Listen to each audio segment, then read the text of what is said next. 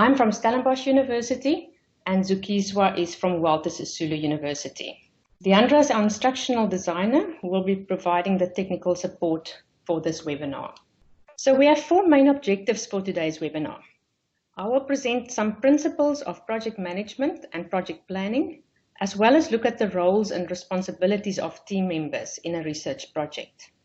Zukiswa will then present project monitoring and criteria for success and time management. So before we get started on a few project management principles, I would like to know where you are in the process of your research project. Do you have a research idea at this stage? Do you have a well-formulated research question that you are working on? Are you working on your protocol? Is that finished? Do you already have ethics approval? Or are you one of the lucky few who started with data collection?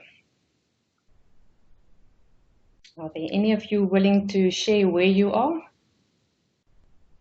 So John, Andrew, and Dial, you are all having concept papers and working on protocols. That's wonderful. So you've got a clear idea, done literature reading, and you're working on the protocol. So I think for you it would be ideally suited to hear what we have to present in the webinar, as even if you're at the conceptual phase, the earlier actually the better to have these project management tools in place to help you with the final development of the protocol, as well as when you implement your research project. So I'm sure there will be something for everyone in this. What is a project? If we have to look at a definition, it's quite important. And I like this definition. It says it's a unique temporary endeavor with a definite start and end bound by time, resources, and required results. Take note of the end. I think that's where a lot of us err and we forget and we tend to drag on with projects. I'm sure you can associate with that. So in the project life cycle, there's that definite start when the idea is initiated. You follow that by the planning phase, then you execute the project and monitor it as you go along. This becomes a cyclical process of doing monitoring and planning until it comes to that definite end. And the focus of part 1 of this webinar today is on the planning phase, the red circle. Now let us look what project management is all about.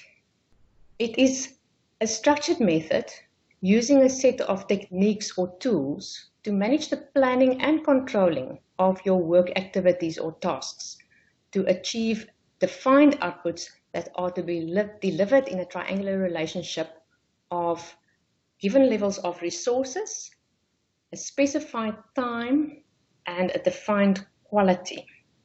Where resources not only refer to the cost of a project, as on the triangle, but it also refers to resources like people and items that you need to execute your project. Why do we think project management is important? Well, in this case, it is to get a research project completed, very importantly, at an acceptable standard, on time, and within budget. And you'll see a lot of these terms coming up again and again in project management. Coming back to the famous project management triangle, Reddit there said, if anyone tasks him to manage a project, he says, time, cost, and quality are involved. Choose any two. But you must know that whatever two you pick, the third one will inevitably be affected by your decision. Let me give you an example.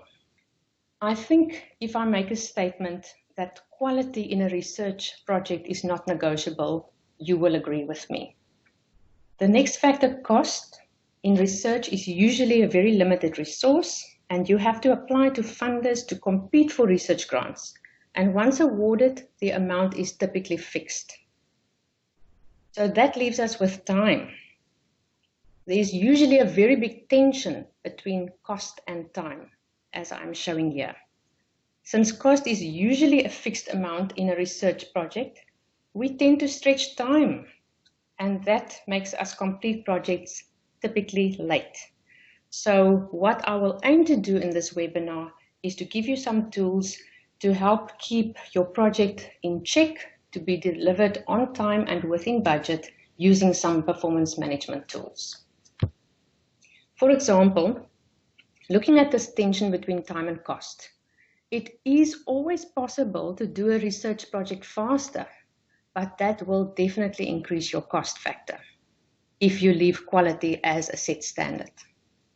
For example, if you need to recruit 100 study participants for your research study, it will take you weeks, probably months, to enroll all of them.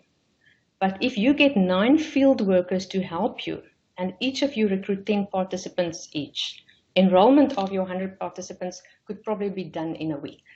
If you prioritize time, cost will be affected. You will need to have funds to pay those field workers if that is a decision you take. Right, time for a poll. Let us see if you remember the 3 opposing forces that will always affect your research project if not managed carefully. So let's consider the statement. Project management is a structured method to help plan and control activities in a project to deliver defined outputs, but it is bound within the triangular relationship of time, cost, and what? Is it productivity? Is it quality? Or is it scope? I see we've got an overwhelming quality starting here.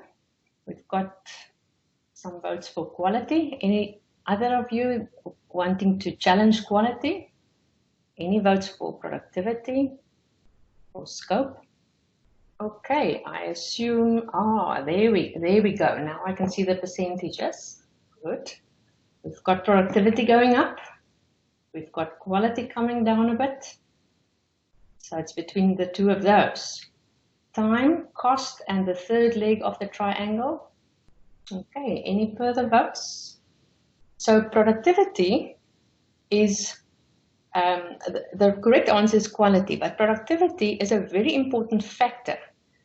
Certainly, because we assume that the research team members will be productive given those constraints of the triangle between time, cost, and quality.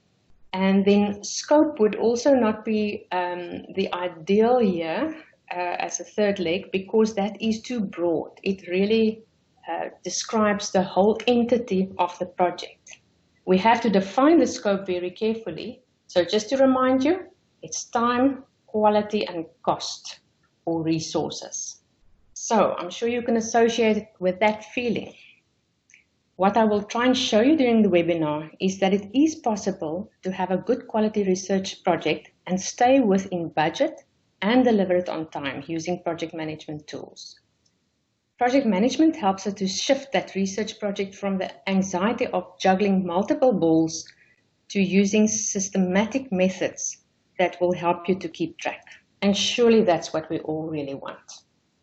So now that we've covered some basic principles of project management, I will focus the bulk of the discussion on project planning before we go to roles and responsibilities.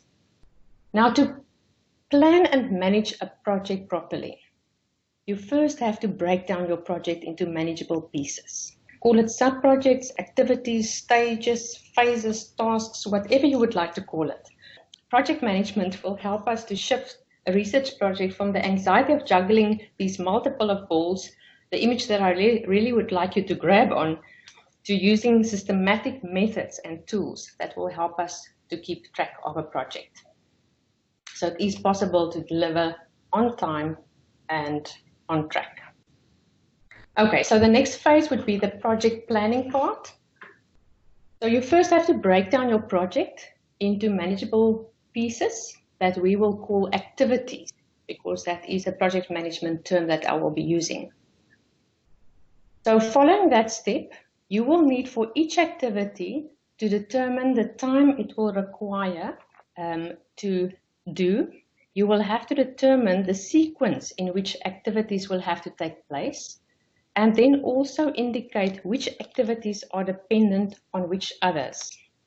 And lastly, you will have to look at each activity in detail in order to see what it entails, what the potential risks are, and what you plan to do should you encounter a risk. It's a very important part of project planning, as it's typically the unforeseen things that tend to derail a research project.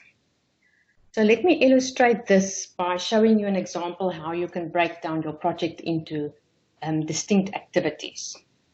Let's consider you've got 9 activities of a research project, like I have listed here, like train the researchers, select your site's facility and provider surveys, ethics approval, then your recruitment, data collection, data analysis, and data dissemination. The next step would be for each activity to determine how much time it will take to complete each of these steps. Now, this is a very difficult one, as it will always remain some kind of an estimation. The best advice I can give you is to use your past experience, or if you are not that experienced, to use the experience of colleagues that have done this before to help guide you how long each activity will realistically take. Of course, you've got to be realistic. For example, there's a minimum amount of time to get a turnaround and feedback from the ethics office, and it will obviously take longer if you do not submit a perfect ethics application in the first place. There are also external factors to consider. For example, equipment can break, which will delay your project, and life happens. You may fall ill and you are booked off for 2 weeks, but the project has to continue. So now the third and the fourth steps, it looks a bit overwhelming. It can be done together, and this is where you have to now put your activities into the correct sequence and also to show interdependence. Now, this is the famous Gantt chart that you will hear a lot about in project management. This was developed by Henry Gantt more than 100 years ago, but it's still a very, very common tool, one of the most widely used tools in project management.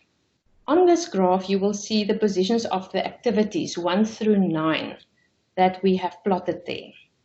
That indicates the sequence of each of those activities. And then with a red arrow, unless they are adjacent to each other, you can indicate precedence. In other words, which must come first. Now, as an example, activity 2, which is the selection of your sites for the study, must be done before activity 5, where you do your participant recruitment. And likewise, activity 5, ethics approval, of course, must be in place before you can continue to activity 6, where your patients can be recruited. So you only use these arrows if these activities are not adjacent to each other. I hope you can also see activity 1 and 3. They can be done in parallel. In other words, simultaneously. That means you can actually shift them up and only start with them later, because activity 2's end will be required before 6 can start. So this is the beauty of a Gantt chart. You can have a very visual display of your project plan, and it will help you a lot in how you plan your research project and all the different facets of it. Now, to recap, you've seen now how to break down a project into the individual activities, determine the time each will take, then you arrange them in sequence, and you show the interdependence between them. Then the last step in this project breakdown would be to look at each activity in detail. That will help you to determine the potential risks associated with each. So you have to carefully think and outline what is included in each activity. In other words, what is part of the activity that you commit to deliver? What is excluded? What is not part of your project? And then the assumptions that you make. Those are very important factors that will help you to identify potential risks. Let's take activity 6, patient recruitment, as an example, to look at the assumptions you may have for this activity. You may assume that all participants that you plan to enroll will be home when you visit the household. Now think about the risks associated with that assumption. Your recruitment will most probably take much longer by you having to revisit households again at a later stage. Or you will simply have too few participants enrolled for your study if you stick to the time limit that you've given yourself for enrollment. So when you are preempting such risks, you have to think what actions you must plan for to mitigate or avoid them. For example, you may want to bring in additional field workers to help you with recruitment, which will affect your budget. Or you may want to, in the planning phase already, increase the time you allow yourself to complete this activity. So this is just an illustration how you go through each activity to determine those factors and to plan for them in advance. At least now you won't be caught by surprise and you will have a properly planned project. So you do this for each of your activities, in this case 9 of them. You do detailed analysis, you think through your project plan, and that way you will probably be able to complete your project on time and within budget. Will that not be great? Right, so I'm going to give another poll challenge for you, looking at the Gantt chart. So we said the Gantt chart is very widely used in project management, and it's a useful tool showing the sequence of activities as well as the what of activity. Is it precedence? Is it responsible people? Or is it risk? Okay, we've got immediate votes for precedence. We've got some for risk. Here's one for risk. Precedence seems to be winning this race. Any other votes? More for risk, more for responsible people, more for precedence. Okay, looks like precedence, 83% of you voted for that and 17% voted for risk. Okay, so the correct answer is precedence. So why is it not risk? Remember, we determine the risk of each activity by doing a detailed analysis, by looking at the inclusions, exclusions, and assumption. The Gantt chart, unfortunately, does not provide us with that level of detail, so we cannot portray risk on the Gantt chart. Responsible people, on the other hand, is something that we technically could present on a Gantt chart that I will show you in the following slides, but on the format that I've just shown you here, it is also not detailed enough for you to show that responsible people on the Gantt chart. For the last few slides of this first part, I want to show you how you actually can show the responsible people on a Gantt chart and how you can assign the roles and responsibilities of your team members involved in your project. So it is best practice to assign specific roles and responsibilities to specific activities within your project and document it as such. That way everyone will be clear on what is expected. You will avoid potential conflict between individuals when things go wrong.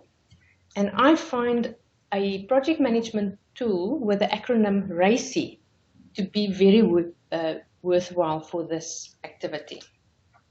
So R is for responsible person, who is actually going to do the task.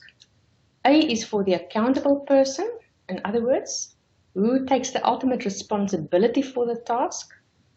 And C is for the person to consult prior to a decision being made. And I is person that needs to be informed of steps along the way. Now, this plot is a RACI chart, and I've got an example here to show you how you can list this. If, for example, you have activities 5, the ethics application, and 6, participant recruitment, and let's say your team consists of 3 members. It's you as the main researcher or principal investigator, it's your supervisor, and it is a field worker. Now, for top participant recruitment, for example, even though you might have tasked your field worker to be responsible to do the enrollment of participants, you will be the accountable person, as you've jotted down here, and you will ensure ultimately that all participants will be recruited within your time frame and your budget. You can keep the supervisor informed as it proceeds, and I've got the C there as well and the supervisor, because you can consult with him or her should you experience difficulties in recruitment to help you find solutions. It is, however, very important to only have one accountable person per activity or decision. And it's also useful to keep the people to consult, the C's, and the people to inform, the I's, to a minimum, and only if really necessary. Otherwise, if you have too many C's and I's, you will constantly have to chase people, write emails, and wait upon responses.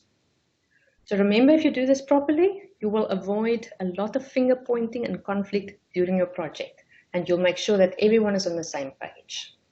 Now, lastly, I want to finish off by showing you lovely tools that you can try out for yourself to do exactly what we've done here.